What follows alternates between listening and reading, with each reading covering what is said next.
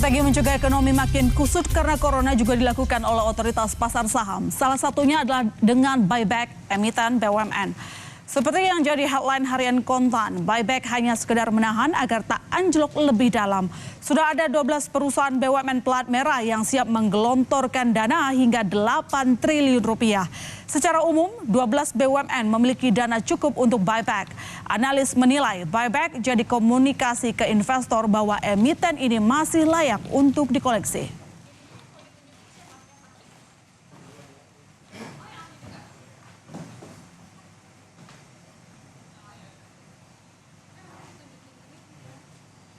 Saatnya kita pantau pergerakan IHSG dan rupiah. Benarkah habis gelap terbilah terang akan berlanjut hari ini? Saudara, yang kita tahu kemarin pergerakan IHSG akhirnya naik signifikan lebih dari 1%. Nilai tukar rupiah juga naik 0,3%. Hari ini ada peluang sebenarnya karena memang yang terjadi di market itu adalah aksi technical rebound, atau lebih tepatnya karena kemarin harganya sudah jatuh, sudah sangat murah. Akhirnya investor mau masuk lagi untuk membeli saham dan juga tentu koleksi nilai tukar rupiah juga gitu ya. Sekarang kita akan lihat bagaimana pergerakan indeks harga saham gabungan dibuka memerah memang 0,75% di level 5.182. Tetapi perlu dicatat, ini Amerika Serikat dari Donald Trump kemarin itu menyatakan bahwa akan memberikan insentif fiskal ke perusahaan-perusahaan, sehingga ini akhirnya disambut sama pasar cukup positif. Kenapa demikian? Nah, kita akan lihat di Wall Street, semua menghijau saudara, dan ini yang kemarin diikuti oleh sejumlah pergerakan saham Asia, terutama juga Indonesia.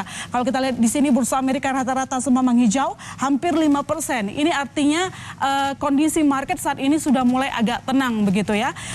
Yang perlu kita tahu juga, yang perlu jadi catatan, bahwa ini pasar akhirnya cukup tenang untuk sementara waktu. Mereka menghargai, saya mengatakan menghargai, karena memang sejumlah pemimpin negara membuat kebijakan yang dianggap mampu serius gitu ya, serius untuk memerangi virus corona yang saat ini menyakiti perekonomian global. Kita mulai dari China, misalnya Tiongkok, di mana mereka juga menggelontorkan dana lebih dari 110 miliar untuk mengatasi corona ya. Kemudian juga ada Jepang dan juga ada Korea yang juga cukup serius, terutama Indonesia juga begitu. Nah, apa kabar dengan pergerakan indeks harga saham gabungan? Meski tadi saya katakan bahwa punya peluang untuk menguat, tetapi sejumlah analis memiliki proyeksinya. Pertama dari Hendrico Gani, dia menyatakan bahwa IHSG akan bergerak di rentan 5.133 sampai 5.428. Sementara Ivan Kasultan 5.125 sampai 5.275. Ada Dimas WP Pratama juga memproyeksikan 5.200 sampai 5.500. Ini merupakan proyeksi IHSG hari ini. Memang masih jauh kita menuju level psikologis 6.000, tetapi semoga saja ini bisa bertahan cukup lama, optimisme pasar bisa bertahan lama, sehingga tidak menyakiti ekonomi lebih dalam lagi.